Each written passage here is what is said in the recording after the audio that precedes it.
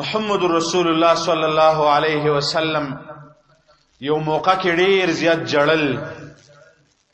الله رب العالمین په هر څه باندې پوهه دی.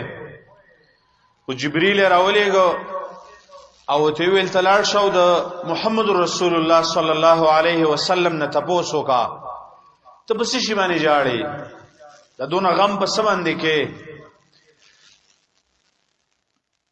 نو د الله نبی او تو فرمایل جبرئیل ته ویل چې زما سره د خپل امت غم دی، په دې باندې ډېر ځل جړا راځي چې زمانہ بعد دا امت بیلاری نشي. د قیامت په میدان کې چرته زما دا امت هغه ځای کې جهنم ته ونه رسیږي. ور دې خپل امت بارکه را سړیر زیات غم دی، په دې کې زجاړه ما.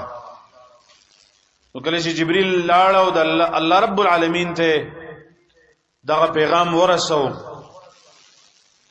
نو الله رب العالمین واپس جبرئیل لاولېګو او ته ویل تلاړ شه او محمد رسول الله صلی الله علیه وسلم ته دسی وایا چې ستا د امت په باره کې به تا خوشاله ساتم، ستا د امت په باره کې به تا خوشاله ساتم، تا به نه خفه کوم ستا د امتیانو په باره کې.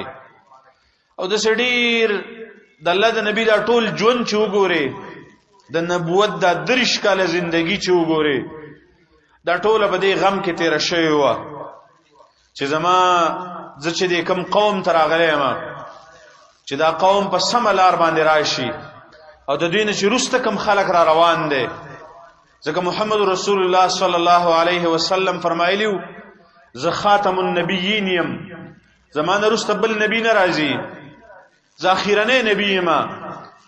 د قیامت پورې چې څومره انسانیت را روان دی، دغه ټول انسانانو لپاره زما د پیغامونه دي، زما د نبوت دی. د دې وجنه د دې زمانه چې کم خلق دی او د دینه د رسته زمانه چې کم خلق دی، د الله نبی د نن نسوار لسنیم سو کاله مخکې د دې زمانه خلکو ته خبره کړې ده.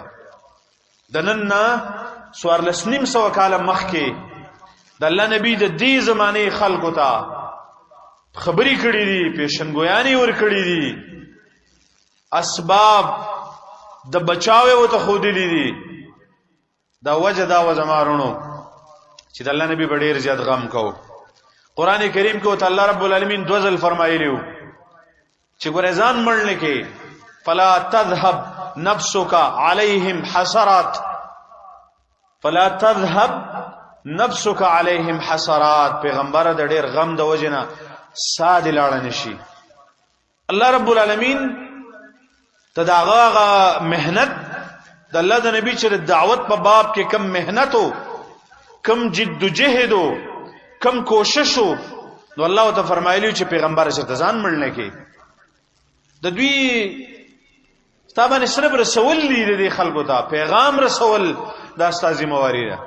اخو باقی د الله اختیار ده.